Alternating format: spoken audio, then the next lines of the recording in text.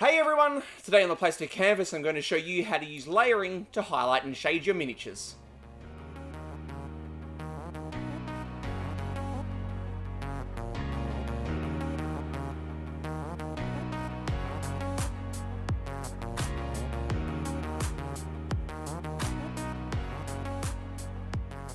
Hey everyone, Matt here from the Plastic Canvas and welcome to the 6th episode of this series called Anyone, Yes Anyone Can Paint Miniatures. In this series I'm taking you through each step in the miniature painting process to hopefully show you that painting minis is a lot more simple than what you think it may be, and that it's not just for people that can paint to a really high standard or that have an artistic flair. Anyone can do it. Now, in the previous episode of this series, we looked at ways that we can use washes to help shade our miniatures. If you haven't seen that yet, there is a link to it in the description down below. Now, one thing I talked about in the previous episode is that I don't think washes are suitable to use for shading in every single situation. And one of those situations is when those folds in clothes, for example, are not really close together and you have lots of smooth surfaces. The problem with washes is that if they're not a really consistent thickness, you can end up with a bit of a blotchy kind of finish. And that's where I think using layers instead and gradually building up to the colours that you want is the better option. And so we're going to head down and I'm going to show you how we can use layering to help shade and highlight our miniatures. Alright, so here are our 4 minis from Detective City of Angels that I've been using in this series so far, and I'm going to keep using them again today, but before we get into doing any actual painting, we're just going to have a look at this detective here, just to look back at how we used the washes in the previous episode. So, her jacket, for example, was base coated in that polished leather, and then the Agrax Earthshade wash went over the top, flowed into all of those recesses, darkened them to create the effect of the shadows, like we can see there where her jacket meets in the middle. So, it's pulled in all of the recesses, but hasn't sat so much on those more raised parts, and so the folds are darker, which has given us the effect of the shadows. And we can see that the same thing has happened with this guy here. So his jacket there was base coated with the ruddy leather, and then again the Agrax Earthshade dark brown wash went over the top. It's flowed into all of those recesses to give the effect of the shadows. Now this is the one that I'm going to use to actually do the highlighting. I just wanted to show that other detective first because there's a greater difference between the base coat and the wash color, so the shadows stood out more in the other one, but we can also see the effect here. And so I'm going to use this guy here for the first part of the video where I'm going to show you what I consider to be the most basic way of highlighting, and that's by, after putting down a wash, going back to the same base coat color that was used, so in this case here the ruddy leather for his jacket, and just using that as the initial stage of the highlighting and just repainting all of the surfaces that the wash didn't flow into, because we can use all of those areas where the wash didn't settle on as a guide for where the light would be hitting, and that's where our initial highlighting is going to go. And the reason that I like to go back to the base coat color for the first stage of the highlighting is because when I first started painting and I got into doing some highlighting and shading, one of the difficult things that I found was trying to get the right tone for either the highlights or the shades, just so that they looked correct. Whereas because the ruddy leather in this case was used as the base coat, now going back to it as the first stage of the highlighting, it's going to look right because the mini has already been painted that color, and so going straight back to that base coat color is a safe bet for the initial highlighting because it can't really look wrong. And you can see I've just started here with the initial stage of the highlighting, so again gone back to the base coat color for the trench coat, the ruddy leather, and I'm just painting it, repainting all of the raised sections where the wash hasn't pulled, because that's what I'm using as the guide for where the light would be hitting. So you can see I went across the top of his shoulders, then followed that crease down the middle of his back, and then I'm just doing these more raised sections along the bottom. And now I'm just starting along his sleeve, and this is a good example of an area where we only pick out parts of the surfaces here, so we try and concentrate the paint on the upper portion of each of the areas, because the way that we generally paint or highlight, a mini is as though it's being hit from light by directly above. And so with somewhere like his sleeve, you know, the upper parts of his sleeve are going to be getting light, whereas the underside where the wash is pulled won't be. So that's, you know, sort of a good spot there where I don't cover the whole section. I really do keep an eye on where the wash is. Just put the paint down on the top of his sleeve, And then I just feather the edge out a little bit just to thin it out as it then heads around the bottom of his sleeve, and then that just helps to make the upper part brighter than the lower part. But yeah, all we're really doing here is just finding all of the sections or all of the portions of each surface area where the wash didn't pull, and we're using that as the guide for where to put our base coat color, the ruddy leather, just to start to give the effect of the highlighting. And now I'm on to doing the second coat with the ruddy leather, because one layer of the ruddy leather wasn't enough to build up the opacity, so I'm going around a second time, picking out the exact same edges, painting in the exact same way, just to build this color up a little bit more, to get a bit more contrast between it and the shadows. But the important thing here is that when doing a second layer, the first one needs to completely dry so that the second layer doesn't just mix with it, because it does need to build the opacity, and that will only happen if you're putting the second coat over a dry first coat. So we can see from these quick little before and after shots here that there isn't too much of a difference between the highlights and the shadows, because there isn't too much of a difference between the dark brown ruddy leather base coat and the Agrax Earthshade, that dark brown wash that went down first. So we need to start lightening this off so that we can start to get a bit of contrast between the highlights and the shadows, and we're going to use the leather brown here to start to mix into the ruddy leather so that we can gradually start to lighten it off and get a little bit more of a difference between our highlights and our shadows. And just to introduce the light brown into this, all I do is mix a little bit in just to lighten it off a bit, so there isn't too much of a difference between this stage of the highlighting and the previous one, which was just that straight ruddy leather. And what I'm doing here is just going around following the same surfaces and edges that I put the ruddy leather down, but just not quite covering all of it. So focusing the paint more on the upper edges of each of these surfaces. And then when I've covered, sort of the amount of the ruddy leather that I want, I then just feather out the edge so that it then blends into the ruddy leather that went down before it, because what we need to do is leave some of the ruddy leather exposed, so that we can then start to gradually build the contrast up to the brighter highlights. So here's a good example of a spot where I'm not going to cover up all of the ruddy leather, because when I put that first stage of the highlighting down with just the ruddy leather, I picked out pretty much every single surface here. But with this leather brown mixed in, I'm starting to just pick out more of the exposed edges, the ones that stick out a little bit more and are going to get a bit more of the light. And so I'm just, focusing on those edges that are sticking out, more the upper portions of each of those surfaces, and just, leaving some of that ruddy leather exposed so that we've got the spots where the wash has settled. Then the next stage up from that is the ruddy leather, and now the next stage up from that is this leather brown mixed in. And it is really, really important that you leave the lower parts of the previous stage of the highlighting exposed, because what will happen if you don't is you're just going to have the recesses where the wash was, and then just your brightest highlight. There's going to be no transition in between, and this is how we build that blend, that transition from the darkest shadow up to the brightest highlight, just by leaving the lower parts of the previous layer exposed, and then just gradually building up. And just every time we lighten our highlight off, we paint less and less and less each time. So from this point until the jacket is completely highlighted, it's just going to be the same process over and over and over again. So it's just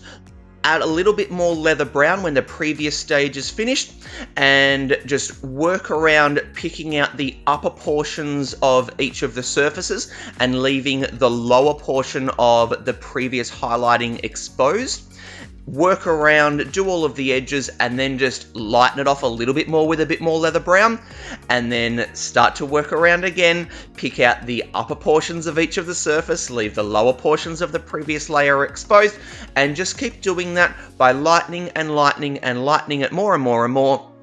until we've gotten it to the brightness that we want with the final stage of the highlighting. And then for that, it's really only going to be picking out just the absolute tops of each of the surfaces that will be getting the most amount of light. And you can see here, like on the sleeve in particular, the way that I'm speeding up a little bit, because I'm painting less surface area with this layer than what I did with the previous one, focusing it more on those upper portions, and then just sort of blending them back through into the previous layer. And then just one extra thing that I do to get a smooth blend from one stage of the highlighting back into the previous one is when I've put down the amount of paint that I want, I then feather out the edge. So you can see here I haven't completely covered the previous layer with this stage of the highlighting. And then what I do is I clean the bristles off. I do that with my mouth. I'm a brush licker, but you can use that just by washing your bristles out in the pot. And then I just feather out the edge just by blending that edge out, thinning it out into the previous layer so that as it thins it out,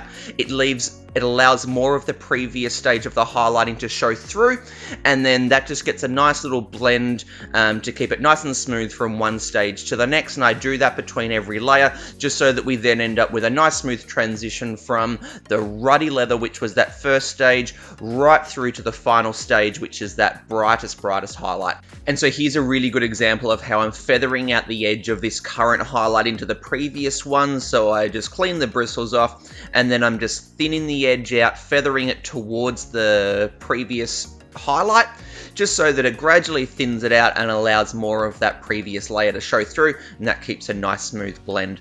So from here, I'm just going to speed it up until the whole thing is finished off. So all I'm going to do is just gradually build it up layer by layer by layer. Every layer is going to have just a bit more of that leather brown mixed in, and I'm going to be focusing the paint more on just the upper portions of each of the edge. So I'll be painting less and less and less of the lower sections of each surface as it gets brighter and brighter until I'm basically painting with just leather brown for that final stage of the highlight.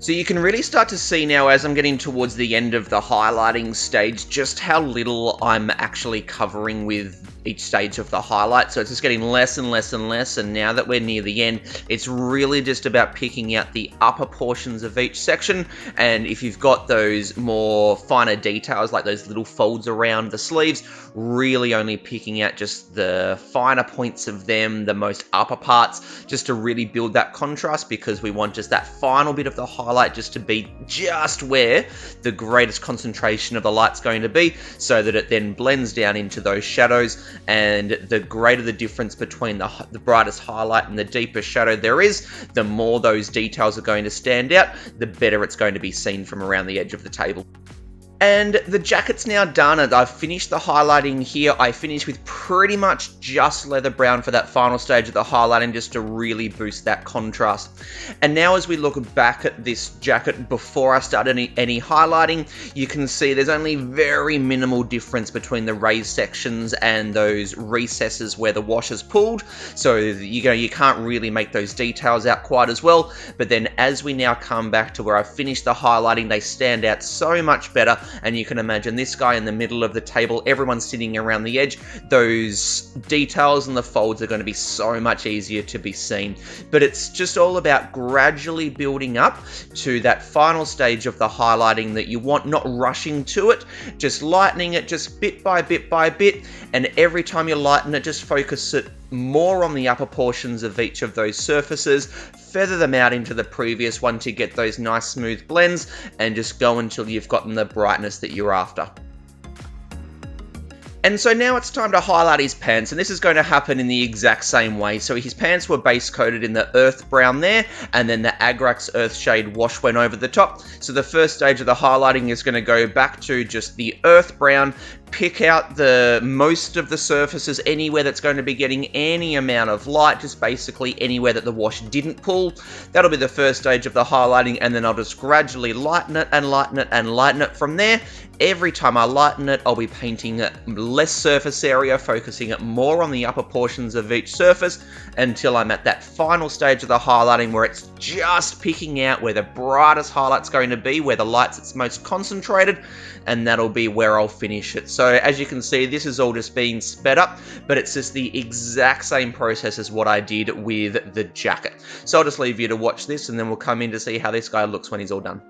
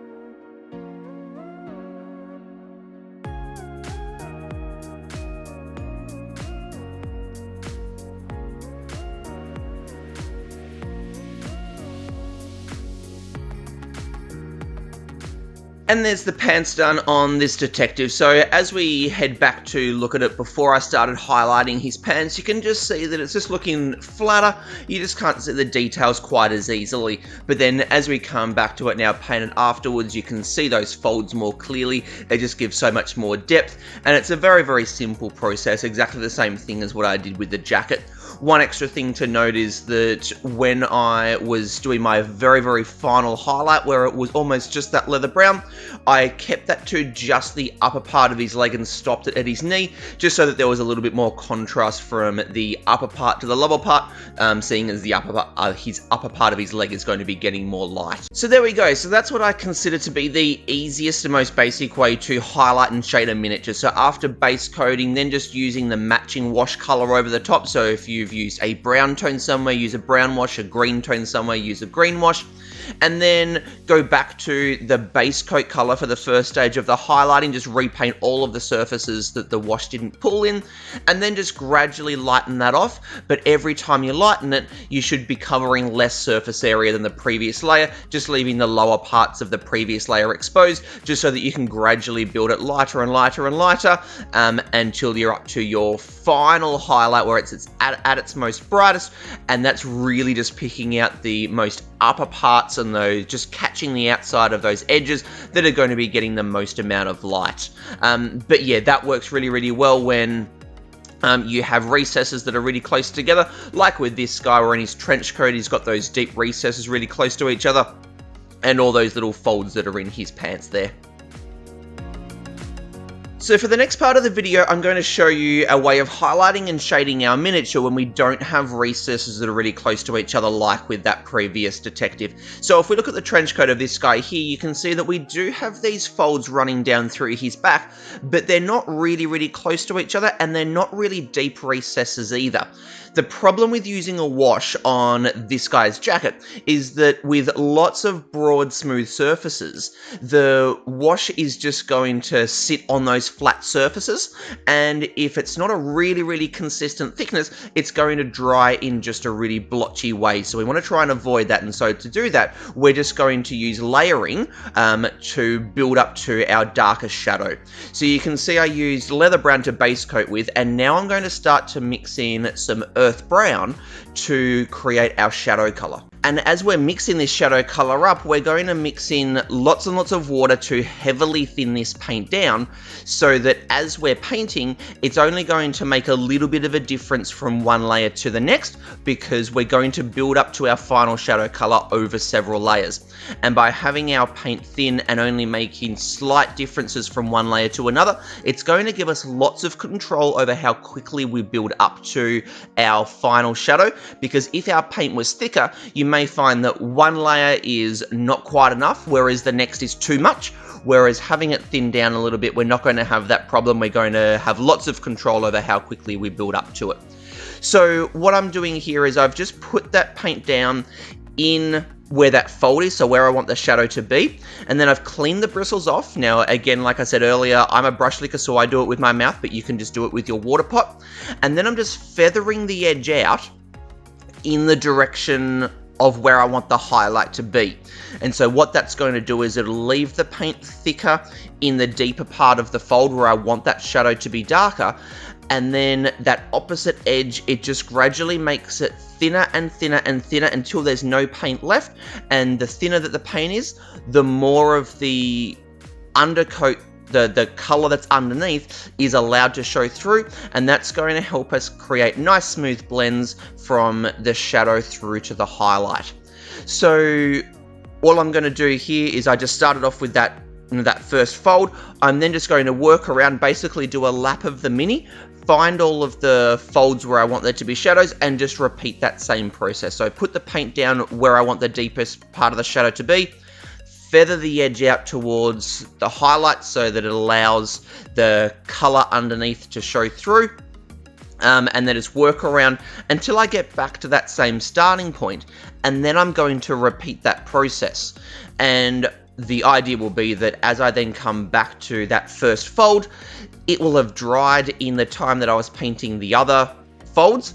And then when I do the second coat over the top of that dry coat in that first fold, it will then deepen that shadow rather than just mixing with it if the paint was still wet. And then this is how I'm going to build up to the final, the darkest shadow that I'm after.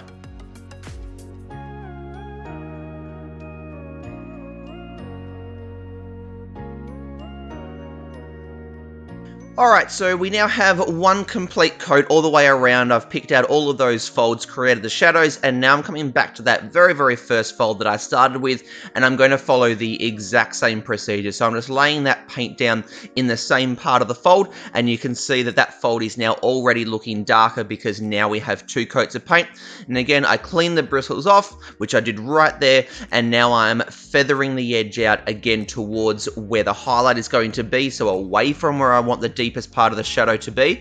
But I just don't feather it quite as far, because if I feathered it to the same distance,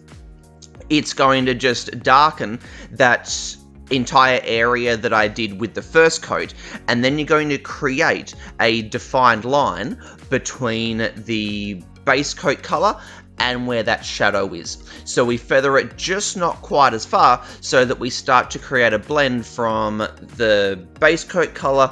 to the first layer of the shadow to then the second layer of the shadow. And it is really, really important that you don't quite cover up, just like with the highlighting with the previous guy, we don't quite cover up the previous layer of the shadows so that we can start to create that blend and that transition. So again, I'm just going to do the exact same thing. So work around, do a lap,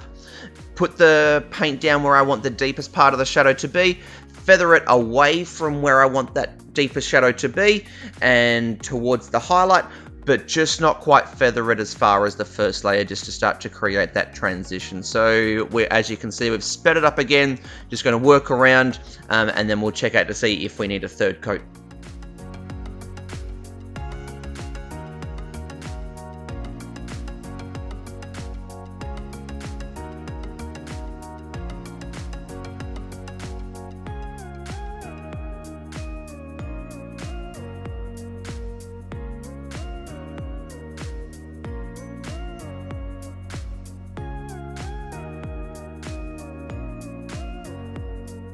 Alright, so 2 coats done, but I still want there to be more contrast and a bit more depth to the shadow here, so I'm going for a 3rd coat. Now, if you notice just there, I mixed in a little bit more earth brown just to darken it off a little bit more, but it's still got lots of water mixed in, so it's still very, very thin, and I'm just going to follow the exact same process again. So put the paint in that deepest part of the fold where I want the darkest shadow to be, and then just feather that edge out, but not as far, and you can see how quickly I did that first fold on the 3rd coat, and then again on this this 2nd fold here, much quicker, because I'm not feathering as far and not actually covering as much of the fold, because the lower part of the folds are going to get less light than the upper parts, so I'm not quite covering as much of the fold. So just a thin bit of paint in there, and then just feather that edge out, just so that the deepest part of the darkest part of the fold really is only covering a small area, so to still allow that blend to happen out towards where the highlights are going to be. And there we go, that's our 3rd coat of paint, all done really quick for that last one. And so I've gotten those shadows to the darkness that I want them to. So now we're going to start working on the highlights. So you can see I'm going to mix skeleton bone into the leather brown. Now the reason that I'm going to be mixing skeleton bone in rather than white is because skeleton bone has more of a brown tinge to it than what straight white does, and so they're just going to be a better match together. And again, I have mixed in quite a bit of water into this to thin it down so that it flows really smoothly, and it means that I can feather the edges really easily. But again, because it's thin paint, each layer is only going to make a little bit of a difference, and so it's going to give me lots of control over how quickly I build these highlights up. So we're just going to speed all of this up because it's the exact same process as what I did with the shadows and with the highlights from the previous detective. So I'm just going to be putting the paint down where I want the brightest highlight to be, or to end up being, and then I'm just going to feather the edge out away from where I want the brightest highlight to be, so towards the shadows, and then I'm just going to work around, do a lap, and then come back to the starting point, and then do the 2nd coat, but just not feather it quite as far. And then I'm just going to keep doing laps until I've built it up to the brightest highlight that I want. So when I'm happy with where the current stage of the highlighting is, I'll then mix in more of the skeleton bone to lighten it off a bit more, and then work around and do another layer. But every time I lighten it off, I just won't feather it quite as far, which is going to give that smooth transition up to where I'll be then doing the final highlight, where I've got the paint at its brightest, and there I'll almost be doing no feathering at all, just putting a little bit of paint down just where I want that most absolute brightest highlight to be, and that's where it's going to finish it off.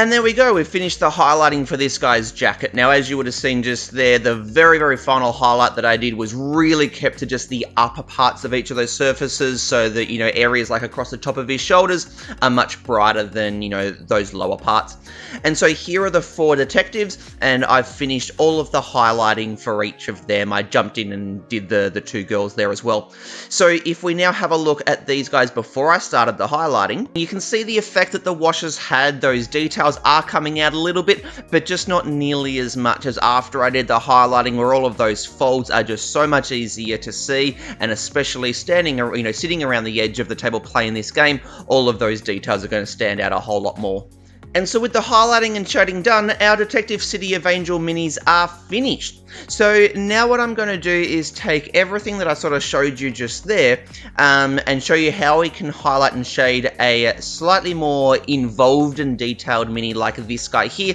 who is from Clank Legacy. So we're just going to start off with his backpack, which has quite a few creases in it. So it was base coated with the polished leather, and then the Agrax Earthshade dark brown wash went over the top. So the first stage of the highlighting is just to go back to the polished leather, and then each layer after that, I'm just going to mix in more and more of the leather brown just to gradually lighten it off until we get to the final brightest highlight that we're after. Alright, so now we're just going to start working on the highlights of his beard, which we're going to build up over several layers, and that yellow and brown mix there was the blondish colour that I started with, and then a sepia wash went over the top, which darkened it a bit, but just flowed into all of those recesses to create a bit of contrast and help bring the texture out. And so now, like the highlighting that I've been doing so far in this video, I've just gone back to the base coat colour, and I'm just going to pick out all of the spots where the wash didn't pull, so pretty much just all of the raised hairs, just to bring it back up to the base coat color, and to start to create that contrast, just to bring the texture out and to help sort of reinforce those shadows. And now we're on to the second coat, and I've mixed in just a little bit of the skeleton bone just to lighten it off. And again, I've done skeleton bone and not white because there is a brownish tinge to the hair color. The skeleton bone is closer to brown than what the pure white is. And so now I'm just not going to extend this layer of the highlighting to all the way down, because I want to now start to create the effect that the upper parts of his beard are getting more light than the lower parts. And so now again, I've mixed in a little bit more of the skeleton bone just to lighten it off further. And so this is the process that I'm just going to keep going through. So lightening it off and just reducing the distance down towards his chest that I highlight, so that the upper parts of the beard are looking like they're getting more light than those lower parts.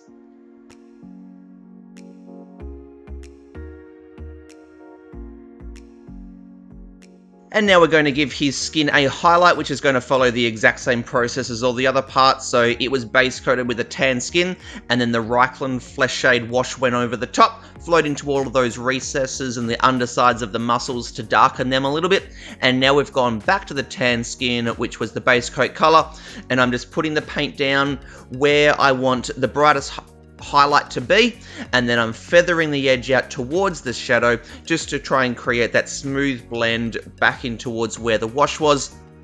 And so I'm just going to work around, pick out the upper parts of each of the muscles, feather the edges out, leave the darker parts where the wash was exposed, but just try and blend it in to create nice smooth transitions.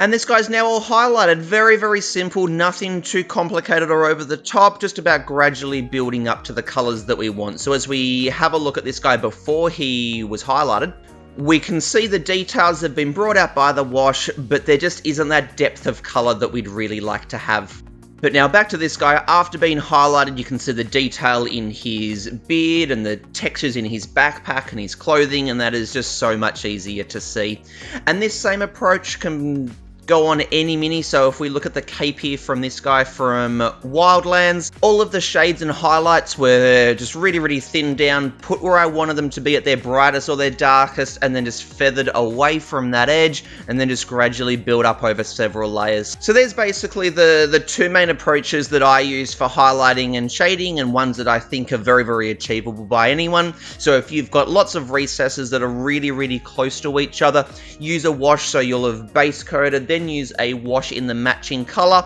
and then the first stage of the highlighting, just go back to the base coat color, and then just gradually lighten it off. But if, like with these minis I've been showing there from Wildlands, if you've got folds and things like that that aren't very close to each other, or like with that guy with the light brown trench coat there, thin your shadow color down, put it where you want the deepest part of the shadow to be, feather it away from there, keep building it up over layers until you've got the shadow as dark as you want, and then you can do the exact same process to do your highlighting as well. And so for the last part of this video, I'm just going to bring those things together just to quickly show you one last time with the Royal Guard here from Star Wars Imperial Assault. So I base coated this with Carnage Red, which is one of my mid-tone reds, but just on the darker side, so that I had lots of room to be able to go brighter. And I'm just starting here with Bloodstain Red, which is my darkest red, heavily thinned down, lots of water in that, so that again, every layer only makes a little bit of a difference, so it gives me lots of control over how quickly I build up the shadows. Just have a starting point, work around, just do laps until I've built it up to the depth of the shadow that I want, feathering the edge out away from where the shadow will be. And then once I've done all the shadows that I want to do, then I go back to the base coat color, start to mix in some brighter reds, and then just start working on the highlights. So the entire process of highlighting and shading this guy is here just all sped up. So I'm just going to leave you to watch that, and then I'll come back in at the end of the video.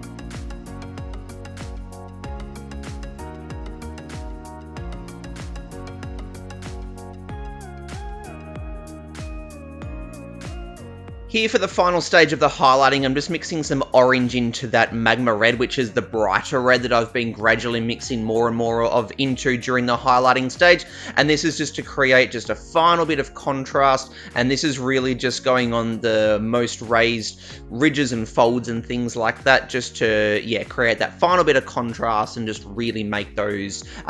bigger folds just stand out even more. And so with the highlighting for the Royal Guard here starting to come to an end, that is going to do it for this highlighting and shading episode. I really hope you enjoyed watching this and that you've gotten something useful out of it, and that no matter what standard you're going for with your final paint job, there are simple approaches that you can use to bring out the details and add that highlight and shade to your minis. But I think just the most simple approach that you can use as a great starting point is to base coat your minis, then use washes to shade. So use a matching wash color to your base coat color. So if you base coated with a brown, use a brown wash. If you used red, use a red wash. Then for the first stage of your highlighting, just go back to the base coat color, repaint all of the surfaces that the wash didn't settle in, and then you could absolutely leave it there if you want to, or if you want to push it further as your skills develop, gradually start to lighten off that highlight tone. Make sure you're feathering out the edges back into the previous tone so that you get those nice smooth blends, and push your contrast even further so that those details stand out. So that'll do us for today. I hope you've gotten heaps out of this video that you can take away and use in your own painting, and that you can see that you don't have to be able to build crazy highlights and shading for this hobby to be worth your time. If you enjoyed this video, please do give it a thumbs up and hit the subscribe button if you want to stay up to date with these videos as they keep coming out. We're going to be doing eyes next, and there'll be a little bit more in this series as well. But until next time, this is Matt from the Plastic Canvas signing out. Happy painting, everyone. Cheers.